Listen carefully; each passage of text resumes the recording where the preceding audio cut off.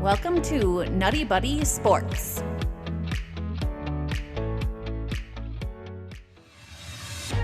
The San Francisco 49ers versus the Green Bay Packers.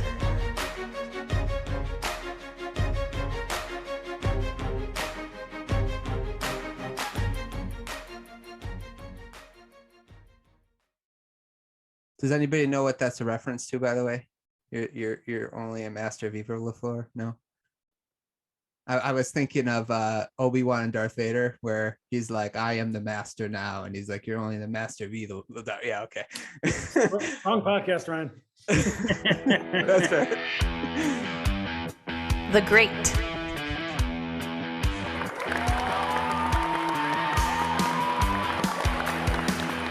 Okay, so we're going to start out with the great here, guys. And maybe I'll start with Zach, because he's the only Packer fan not on the panel. What was your great in this game? The great was the game. It was the closeness, the competitiveness, at least score wise anyway. It kept you in your seat the whole game, whether you were mad at it or happy at it, one way or the other. At least it was fun to watch. Statistically, it was a joke of a game. It's the snowing and it was everything about it, but it was at least fun to watch as a Packers fan, at least a little bit. It was kind of disappointing, but it was at least close and fun to watch. So that was my greatest point anyway. Okay. Well, let's see if the other guys agree. Was it a great game? Just so you know, it didn't keep me in my seat. I was pacing like the entire time. But anyway, let's start with Nate. Nate, what was your great of the game? My great was that is Lambeau Field in January. Cold, snowing. It has so much history. It felt like a Green Bay playoff game. There was nothing great about the game, but that part was great. So the atmosphere. Okay. I like it. A little curveball there. Shannon, what was great to you about the game? The Packers defense. They didn't really, they only gave up 3 points, wasn't it? Because they gave 6 points. So the defense only gave up 6 points, 2 field goals. To me, that was great. To see Zadarius Smith come back and get a sack right away. That's about it. I don't have anything else to add. No, that's fair. How about you, Jake? What was your great? Funny, actually, it's the exact same as Shannon. The Packers defense, I mean, what more did you want from them? They didn't allow the 49ers to score a touchdown. The 49ers scored 0 offensive touchdowns. They had 212 yards of total offense. What more do you want from a defense? Like, if you just cover up the score and show the stat sheet, you would assume that the Packers won that game easily just because there was no offense from the 49ers allowed whatsoever. So the Packers defense played great. It feels cool to say that as a Packer fan, because we all still see Dom Capers' face at night and have nightmares and wake up yelling, no, Dom, no. So to actually say that our defense played a great playoff game is super cool. End of list of great things. Okay, end of list of great things. I have a what I call a little stat nugget here based off that. 49ers, 4th team since 2000 to win a playoff game without scoring an offensive touchdown. So that's a little stat nugget for you guys. I got a couple of them with this game, so I'm sure you guys will appreciate me for that. My great, I'm going to give it to Kyle Shanahan. He outcoached. I felt like he was actually the best coach this weekend, and that's not saying much because I didn't think the coaching was very great this weekend. But the things that he did do well, I loved how he motioned his offensive line as like a tight end, Trent Williams. He motioned him across the line a couple times and had him running full speed to start run blocking, and it opened up, holes for the run game. He also, one thing that we'll probably talk about with LaFleur is Kyle Shanahan found ways to get Debo the ball. And I'm not saying Debo was super, he was good or effective, especially when he needed to be, but he didn't allow the Packers to totally take Debo out of the game, where I feel like, you got to find ways to get your playmakers the ball. And I didn't feel like LaFleur did a good enough job of that. And we'll talk about that in a second, but I really liked the way Shanahan coached. Go ahead, Nate. I wouldn't throw it all on LaFleur, though. If you look at some of these plays, especially at the end of the game, that last drive before the punt, where Rodgers throws the ball up to Adams in double coverage.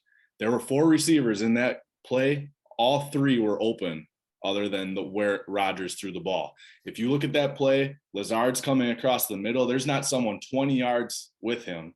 And then I think it was Cobb along the left side, and they had a running back coming out of the backfield, all wide open. I think the plays were great. Rodgers just crapped the bed. Yeah, I know. Well, I was talking to who was it? Was it Chris or DJ brought it up that the one you're talking about, at least with Lazard, he was already pumping the ball back to throw it to Adams before he made his break to get open. So at least with that one, I don't know when the other 2 got open. My feelings is like Rodgers didn't trust anyone besides Adam at that point. So he just threw it up because, he had a couple of people drop the ball and, most of them hardly ever get open. Go ahead, Jake. No, there's no excuse for it. Nate is 100% spot on. In real time, as I saw him throwing that pass, I'm like, why is he throwing that pass? I mean, it was wide open. There was, I think he was just throwing scared a couple of times, because there was another play that he did the exact same thing, that he tried to force it to Cobb on the sideline. And I think it was DeGuara, cement hands, unfortunately, but DeGuara was wide open. Somebody else was coming open out of the backfield. I don't know if that was Jones or if Lazard out of something, but he forced another pass that was wide open. So there was several instances of that. That's a good point. Aaron Rodgers did not throw well and did not read well in that game. Yeah, I don't know if I 100% agree with that, but okay, I'll give it to you guys, because here's my thing. He was under pressure all game. So sometimes you can't get off your first read. If Cobb's his first read and he knows he has a ticking clock, it's like Brady yesterday. Brady didn't play great. He had a couple people, I'm sure, that got open, but you don't get off your first read all the time. And he was scared. Like, when we'll talk about that game, but like, Brady wasn't the reason why that team came back. Like it was all the fumbles. So like, I wanted to see the sack, the average time, what's it called? The average time that Rodgers had back there, because it seemed like the offensive line was getting worked Saturday too, which goes to DJ's point. What he brought up, I thought was a good point, which is, why did you switch the whole offensive line for this game when you should have just stuck with what was working? I thought DJ brought that out, which was really good. Let's see here. Did I get everybody's great? Okay, let's go to our good.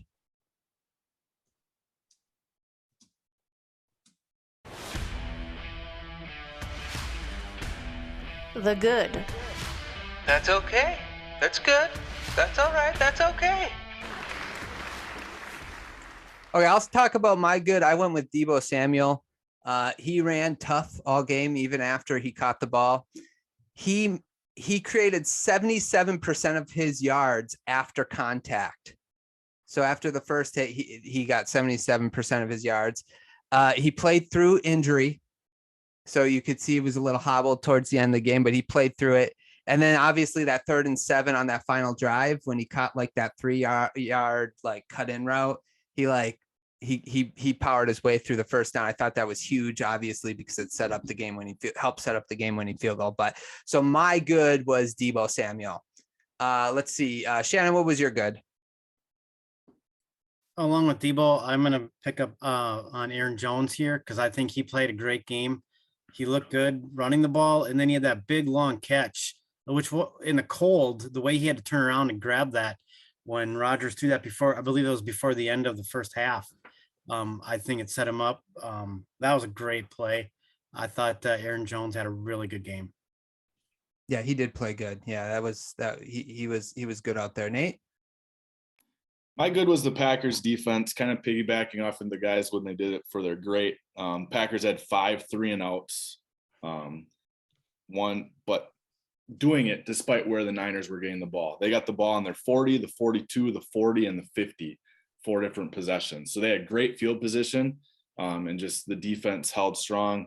They didn't give up a touchdown like we mentioned. So I thought finally Green Bay had a good defensive performance that could have used a few points scored on the offense. We'll get to that later, but it was nice to see the defense finally play good. Yeah, so that brings up another stat nugget I have for you guys. Aaron Rodgers was previously 41-0 when his defense gave up 14 points or less. So he never lost a game before this point when his defense gave up 14 points or less. So, Zach, what was your good? I thought both defenses played good, honestly. I mean, you look at the stat lines in a cold, snowy game, you're kind of expecting it too, but both teams were getting pressure on the quarterbacks. Both teams were stopping the run for the most part. So a good defensive battle all the way across the board on both sides. And, you know, the turning the ball over, that's a defensive thing, you know, creating turnovers. So I give credit to both defenses for both playing really well. Yeah, that's a good one. Yeah, they both played good. How about you, Jake? Aaron Jones, I agree with that one, but I'm going to say Rashawn Gary. I mean, to finally live up to his potential, because I thought he was a draft bust for a while. Like, oh man, and to see him perform like that was really cool. It's way too early for hope next year, but he gives me hope for next year.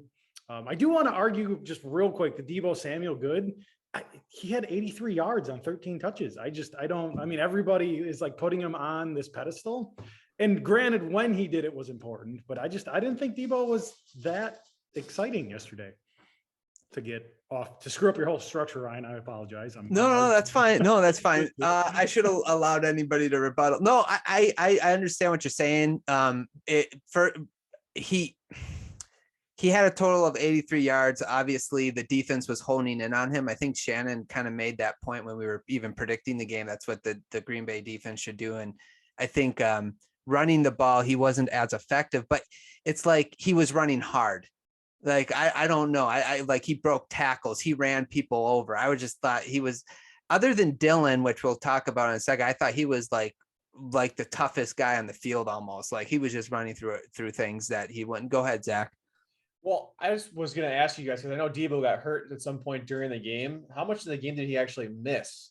Because I know he missed at least. Okay, so he didn't actually miss any time, Nathan. I thought he missed a little bit of one of the drives. I thought he came out for a couple of plays. Okay. The drive was almost over anyway, and he was right back in. Yeah. Okay, so he didn't miss much time there. So yeah, granted, not super effective, but 4 yards a carry. I mean, that's not terrible. He had more yards per carry than Derrick Henry had, so he's got that going for him at least. I think that's inflicting self-harm right there. Very destructive. When it's true, it's true. Yeah. I just thought he ran tough. I understand the stats aren't out there, but and then again, he made one of the most crucial plays, because if they don't get that 3rd and 7, they're punting the ball. Right. And I think he got hit before the line of scrimmage and he somehow ran through. I think it was Alexander. He ran through him and got the first down. So I think that deserves the good. But you can argue with me, Jake, and I know you will. And that's why we get along. It's one of my favorite things. Okay. You ready to get to the fire and brimstone part of the game? Okay. Let's get into it. On the pain. The bad.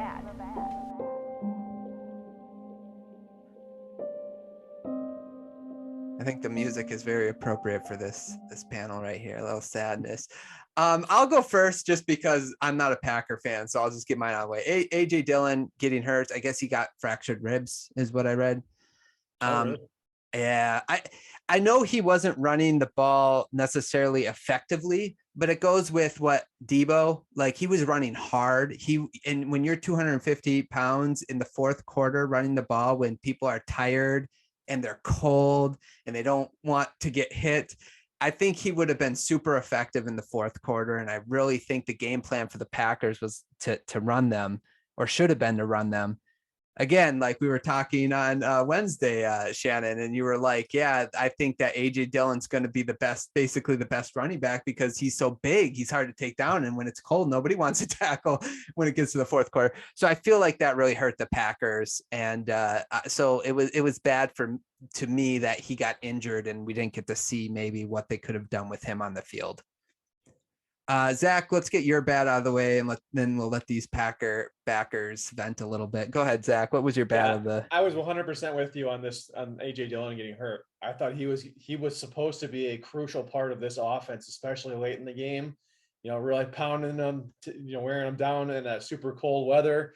If he was going to be a big factor, not that Aaron Jones isn't a good runner, but he's not as punishing of a runner as AJ Dillon is. So I think it would be a lot different of a game if he was not hurt at the beginning. It would have made a huge difference later on, but you could say that about just about any part of this game, that one thing changed the other. There was a lot of little things that happened, but to me, that was the biggest thing that happened to them that really changed the way they had to play the game. Yeah. Yeah. Okay. Let's start with Nate. Let's let you get a little bit. What was your bad of the game? My bad was Aaron Rodgers, one of the best quarterbacks ever. Great in the regular season. They've had 39 wins over a 3-year span, but they have not made a Super Bowl. They're the only team to win that much over 3 years and not have a Super Bowl appearance because he can't show up in the playoffs. He never does. He's 0-4 against the Niners. They've lost big game after big game in the playoffs because he just shrinks, in my opinion, and it's frustrating with the talent he has. In the second half, they went 3-and-out. They had an okay drive where they had the field goal block. They went 3-and-out, then the punt got blocked, and they had another 3-and-out. 6 straight drives to end the game without a point. When you're the best quarterback in the league and your defense is playing the way they are, you have to score, and he didn't do that. 97% of the team's receiving yards went to Jones, Aaron Jones, and Devontae Adams. It's like he wasn't even looking for other people. I was really frustrated in how he played. Okay. Shannon? So I have a couple things here. I think the game plan for both sides of the ball was really bad. When the weather is as bad as it was for the game, the advantage always goes to the offense. And neither team looked like they had any edge because it seemed like the defense knew exactly what they were going to do. The other bad that I had was the offensive line shuffling of the Packers. All season, you had a third string left tackle in Yash Nijman, who has been great. And yet you mix up the line, you put your right tackle at left tackle and you put your backup right tackle at right tackle. And yeah, Rodgers didn't have his best game, but he didn't have a whole lot of time either. And so I don't put that all on Rodgers. He definitely has there's a lot of blame to go around for sure with Rodgers. And he looked like he was playing scared to lose, and I think he's afraid to take chances. I think that was Matt LaFleur's bad decision. I think his game plan was being afraid to, scared to lose. That's my opinion. Okay. What about you, Jake? This will be surprising because, again, I'm going to inverse it, and I'm going to put the special teams as the bad. I do not understand how, I want Matt LaFleur fired for not firing the special teams coach 10 weeks ago. I just cannot fathom any of us showing up to work and just managing things that poorly, right? And I know somebody had made the comment of, well, that one was just a blown block, and is it the players or is it the coaching? Well, if it's bad players, it's because of bad coaching. Part of the things of the coach is hey, dude, you're whiffing on these blocks. Get on the bus. And I don't know, Lucas Patrick, anybody, you're now on punt team. You figure it out as a coach, and how we as the fans can consistently jump up and down screaming that there's a problem. And then that very problem rears its head and exponentially manifests itself in a game. It's beyond my comprehension of how special teams can be so bad. So bad. You could put mops with buckets for heads running around out there, and they can give up special teams touchdowns with the best of them. Sorry, triggered. So yeah, no, that's good. Go ahead, Nate. I cannot believe you thought of something for ugly worse than the special teams. That's all I have to say. Well, we'll get there. Oh, yeah, I'll bring up some points you guys brought out when we get to our final thoughts. But I understand the frustration. Let me just ask this: with cold weather, am I wrong? But isn't it typically harder to catch and pass the football? Is that true? Okay. 100%. Okay. Just want to know. It's interesting because DJ brought out a good point. Maybe I'll just get your thoughts real quick. Home field advantage for Green Bay with Aaron Rodgers. Is it really home field advantage at this point? Don't you think you could play better on the road in a dome? 100%. Do you think that's a little bit why he's not as good in January? I would Go ahead, Shannon. I think if Rodgers was 10 years younger and could run the ball better, I think it would have given him an advantage. But in this stage in his career, I don't think he wants to play in the cold. I think that the home field advantage is overrated being in the cold weather, to be honest with you. Yeah. Go ahead, Jake. So cold weather, snowy game, right? That is going to lend itself to smash mouth defense and pounding the rock. Okay. What are two things that the Green Bay Packers have never really been good at for years, right? Other than this weekend, defense was phenomenal. That shows on the stat sheet, that shows in the score, right? But we have Aaron Rodgers. I mean, we're a gun-slinging offense, have been for a long time. And I don't care how good you are, you can't defy human physiology, right? Okay. At that temperature, your fingers are cold. DeGuara's fingers are cold, okay? And as hard as an NFL quarterback throws a ball, even the gloves, those gloves don't work as good in the cold. There's just nothing. Cold usually breeds wind and gusts, which affects, there's just no benefit for the Packers style offense of cold weather. You look at the 2010 year that we won the Super Bowl, we went into Falcon Stadium and dropped 45 points on them in a temperature controlled dome. And then I think we did the same thing in Arizona, whatever. Like, no, we're not a cold weather team. We're really not, especially in the postseason when you're facing those defenses. So sorry. Yeah. No. And just to hit on your point though, I wonder how much of this would even be the problem. Like even we'll talk about it later, but just with the special teams, Jake, it's my other thing. So let's get into everybody. Go ahead, Zach. Well, I'm just going to throw one bad one out there for the 49ers. We didn't talk about them at all. I thought Jimmy G did not play well at all. Does he ever? Well, and that's my point. That's my point. So, you get him into a horrible situation where it's, freezing cold, like Jake was saying, and he looked horrible. I mean, as bad as he normally looks, he looked worse than normal. I just feel bad for any 49ers fans out there who think they're going to have a chance to beat the Rams, because there's no way with a quarterback like that they're winning against the Rams. I'm sorry. So here's another stat nugget for you guys. Jimmy Garoppolo is 2-9. 2-9. I mean, I'm not 2-9. 9-2. It should be 2-9. 9-2 in his career in games where he has 0 touchdowns. He has 9 games scoring 0 touchdown and only lost 2. He is 3-0 in the playoffs without throwing a touchdown. Wow. Isn't that ridiculous? That's unbelievable. I just blows my mind. How would you like to show up to work tomorrow and say that the less you do, the better the company does? That's basically what it is. Okay. That's basically what it is. No, Garoppolo was awful. The other thing was the pick sixes. I think there was 2 the Packers almost should have had, and they missed them. And I don't want to kick on the defense. The defense did great, but there was 2 times where you're like, man, that should be a pick 6. And especially the one with Stokes, where he ran behind the guy and started tackling him. Basically, he could have had it. Oh man, that must have been frustrating too. Okay, you guys ready for the ugly? You guys ready for this? Okay. Let's go. The ugly. Ew. Okay, I'm just going to go ahead and hit on this because it's I think most of ours, I'm interested to hear Jake's, but we'll get the non-Packer fans out of the way real quick. So special teams wasn't special is what I put for the Packers. That was the ugly of the game. Block field goal, block punt. The average return yards for the 49ers off kickoffs were 30 yards, including that 45-yard one from Deebo Samuel. So it was like, I think, Nate, when you talked about the defense being put in constant situations, like bad situation.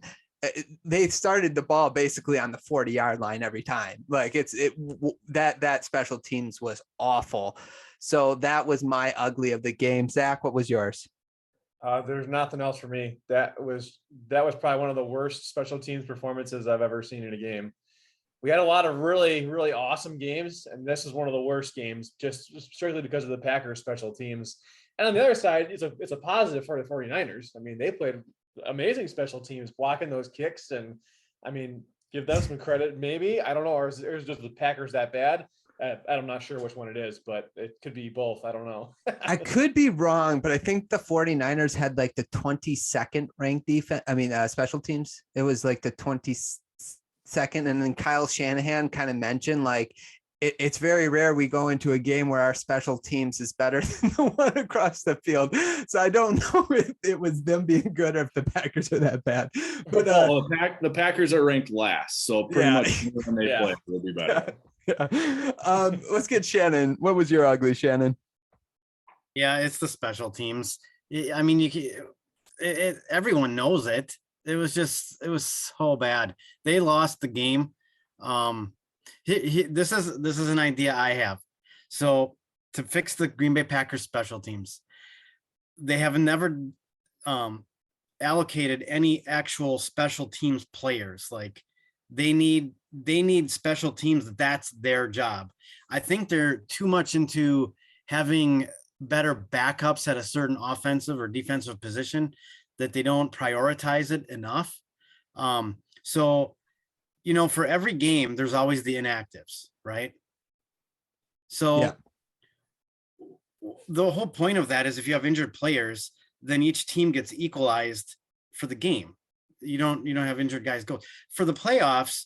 Now with these like practice squad designations being able to play in a game, why not just have a full 53 play when you can have a designated guy that's his job? It's just special teams.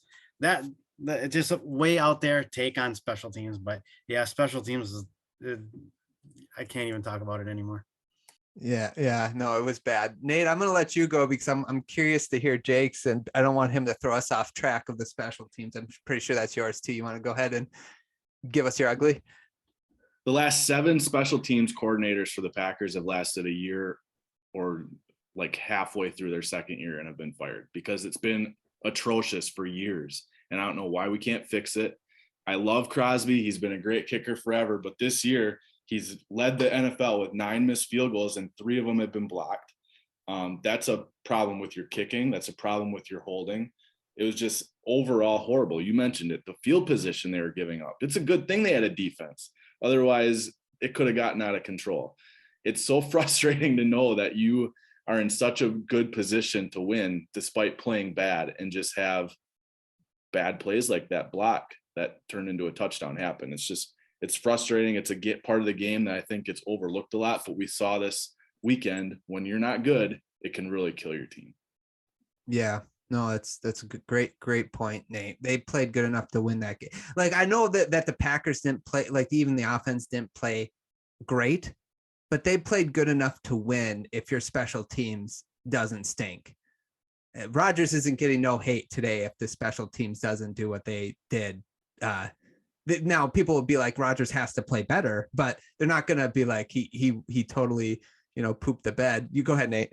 On the flip side, though, when we're talking about special teams, what is the epitome of a bad special team? The last play when you're lining up for the winning kickoff and you will go out and put 10 people on the field. Like, come on. I know it doesn't matter. You're probably not going to block the kick, but you send 10 guys out for your season play. It's ridiculous. I didn't even know they did that. That's what a encapsulation of the entire Packers special teams unit right there. Lose and only having 10 guys on the field. I'm sorry to laugh. I'm laughing in nervousness, not laughing at you guys. Okay, let's get Jake's ugly. I'm kind of interested. Go ahead, Jake. All right, brothers, friends, I implore you that what have we had all year long? Garbage special teams. They were ugly the first game of the season. They were ugly the rest of the games of the season. So even with them out there with their shoes on the wrong feet and their helmets facing backwards, okay, we have had a crap sandwich for special teams all year. Now, granted, Saturday was even steamy, but the offense has been able to overcome that. And that is why the ugly thing is the offense, okay? Even with the special teams falling down and just spotting them 30 yards of play, a return, they still scored 0 touchdowns, right? And we know that our special teams isn't good. And the special teams gave up a touchdown. They gave up 1.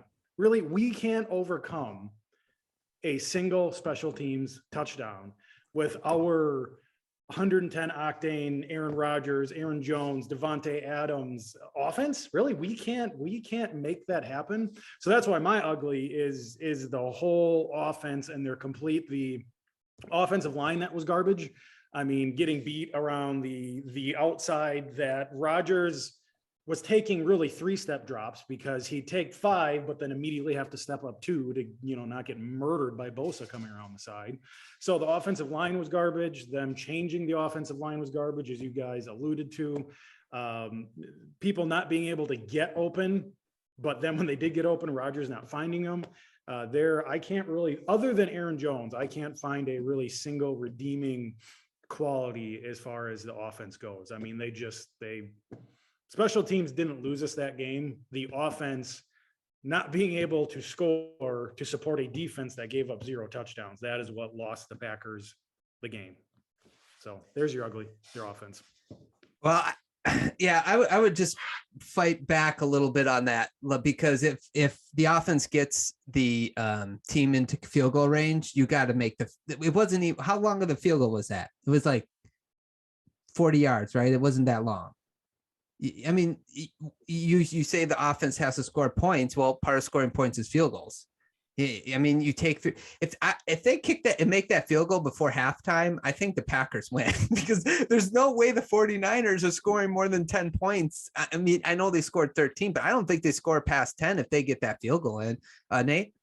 It's just so frustrating because that first drive, they just walked down the field, right? And I'm sitting on my couch and I'm ecstatic because this game, Niners are in trouble. They get the ball back and they're driving again. And it looks like they're going to go up 14 and Mercedes Lewis fumbles the ball.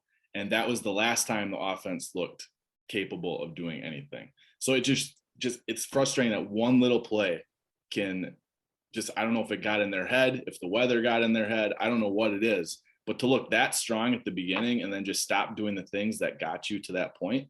I can kind of see where Jake's coming from. No, I think that it definitely gave the life to that defense because after, like, I have some, like, just with Armstead and Bosa, they hit Rodgers a combine of like 20 some times, including 4 sacks, if I'm reading this right. So, I mean, just those two. It's not talking about anybody else on the team. So I don't like.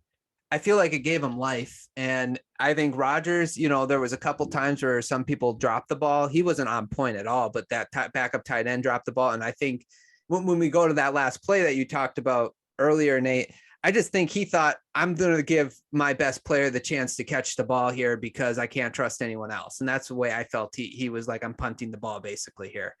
Go ahead, Jake. I saw your hand. I guess the only other thing, and I don't know this is how long LaFleur stuck to the script yesterday, but they only had 54 offensive plays, right? And usually you script out your first 20 plays, 25 plays, something like that. After that first drive, like everybody said, and Nate brought up, like that, you had it going on there. And then, Mercedes fumbled, which that was less of Mercedes' fault than it was just really good defensive play.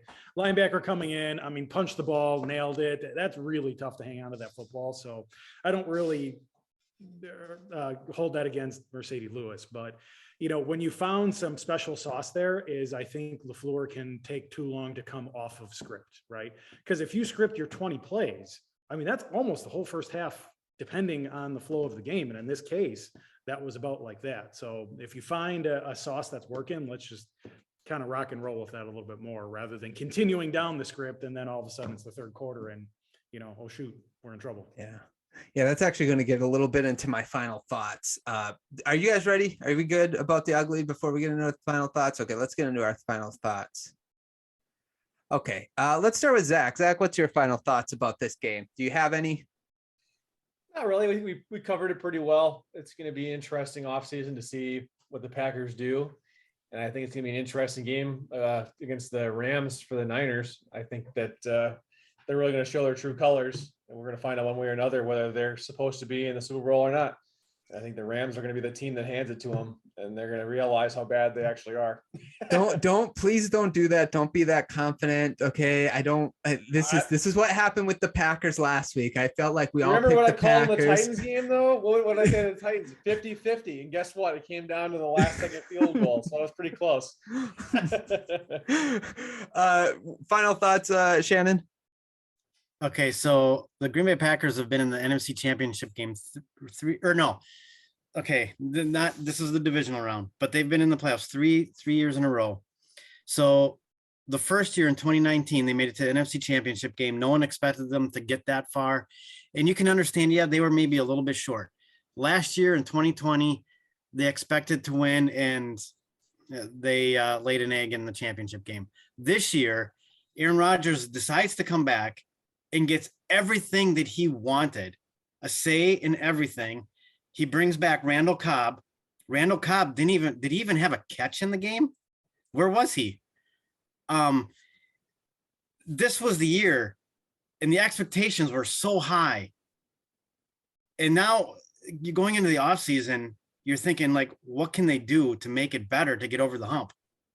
At this point, as a Packer fan, I don't think there's anything you can do.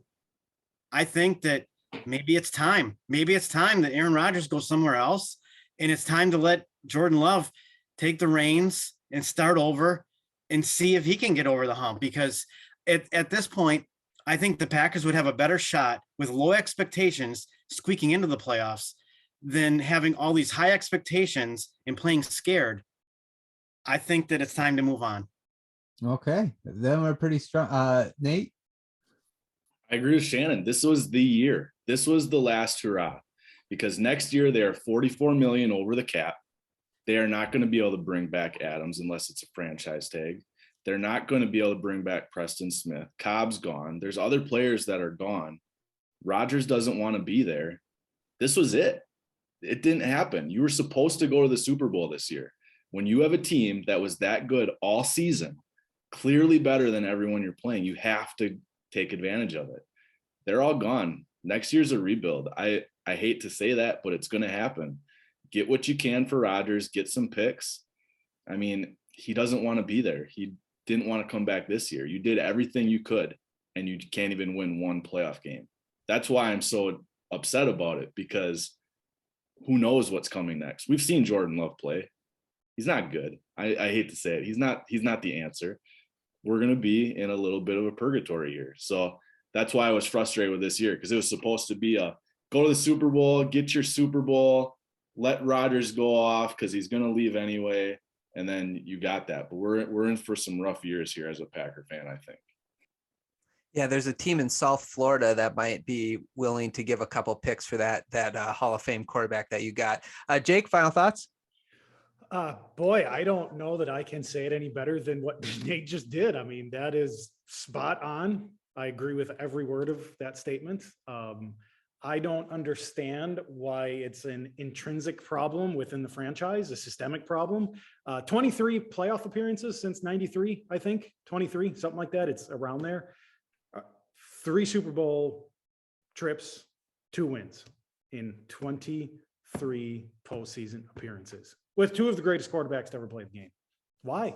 Like, I'm sick of being a Packers fan. I hate to say that, but I'm sick of being a Packers fan because it's the same thing. We're always in it, but we always lose it. Like, I would rather get a ring and be garbage for 5 years, get a ring, be garbage for 7 years. It's constant heartache, and it's driving me crazy. And everybody's gone. To Nate's point, everybody's gone. Yeah, no, I had go ahead, Nate. I literally just got a text from a friend, and it's a fake news article. It's a quote from Jordan Love on what he'll do when Aaron Rodgers leaves Green Bay. Jordan Love said, and I quote, It's my turn to lead this team to exactly one Super Bowl and about 15 years of tremendous pain. It's the Packer way. And that says it so perfectly. Yep. That's beautiful. Yeah, I was just going to add that 30 straight years of having an all-time quarterback and only having 2 Super Bowl championships to show for it. My final thoughts is going to be about Matt LaFleur, because I think you guys kind of mentioned this too. And I just didn't like that he didn't try anything to sort of switch up the game. No jet sweeps, none of that stuff where like you have that running back running across, in front of Rodgers where he pitches it forward to him. He seemed content to allow Adams to be, some plays to be like taken out of the game, because he got a huge first quarter. And then like he didn't get involved. He seemed okay with that. And I just felt like he could have done more to switch up the game, because they just needed one score. No flea flicker, nothing. He didn't try to do anything to switch it up, to catch the defense off guard. I kind of question him. And the reason why I do is I said this to the other day. He has not done anything that Mike McCarthy did not do in Aaron Rodgers, with Aaron Rodgers. They always get to the, like the last 2 rounds of the playoffs and they get eliminated. Guess what? McCarthy did the same thing. When LaFleur was hired, he ran the 29th best offense in the NFL. He was the coordinator for the Tennessee Titans. He 29th best offense. Now, I get like, you had Mariota, but still, it's like, how are you hiring a guy who's out of 32 people, the 29th best person? Like, I still contend that they should have hired a veteran head coach, either a well-proven offensive coordinator or a defensive-minded head coach, and just let Rodgers handle the offense. I don't know what Matt LaFleur is bringing, and I'm not saying that he's a bad coach. I don't know yet. I think we'll find out, like you guys said, next year if Jordan Love starts. But I don't still understand quite the hiring, and that's where I'm gonna my final thoughts on Matt LaFleur. Personally, that's how I kind of feel about him. So now, anything to add, guys? Okay. Okay, nothing at all. Well, we're gonna get one more person's thoughts. Rue, he went and gave me an audio message, so we'll just listen to his final thoughts of the Packer game.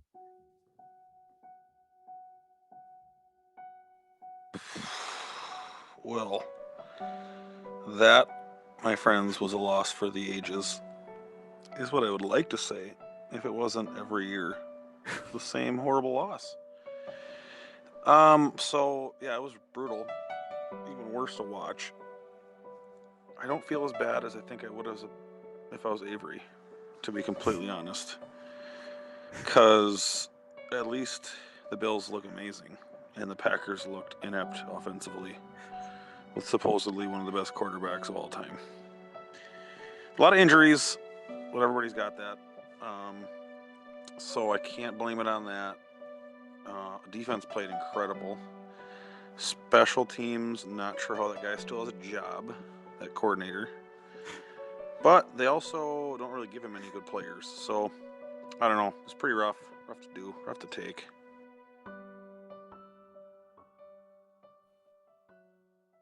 That's the music I felt like was playing around me the entire rest of the night, Saturday night. Like as I went to bed and just fell asleep in my own tears. Like I was in a bad mental state on Saturday. Because keep in mind, so I live in South Central Kentucky now. So the Titans are my second team. They're my local team. So Saturday was, I was not in a good place mentally. Kayla wouldn't let me have my razor the next morning. She just didn't trust me with it. But at least I felt a little bit better after the Titans game, because I kind of knew going into that game there was a good chance they were going to lose that game. Like, I knew it in my heart. I was like, the Titans, it's going to be rough. But the Packers, I was feeling pretty confident about them going into that game, and that's what got me. Right here, got them. It was just the way they lost, guys. Honestly, I'm not even a Packer fan, but it's just the way I understand your guys' being upset with the offense. There's just no special teams that should ever enter the playoffs being that inept. That's my thing. It's like, I just cannot believe that first block field goal. I'm like, this is the kind of game it's going to be. I cannot believe that. Anyway, you guys ready to move on?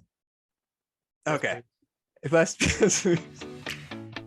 Well, I hope you enjoyed us doing the great, the good, the bad, and the ugly when it came to this game. What was your great, good, bad, and ugly when it came to this particular matchup of the NFL divisional round? Let us know in the comments below. Like and subscribe to the channel. Thanks so much for listening. And if you'd like to listen to the rest of the podcast, the link will be down below along with some other podcasts. Thanks again for listening. I hope you enjoyed, and we'll talk to you guys soon.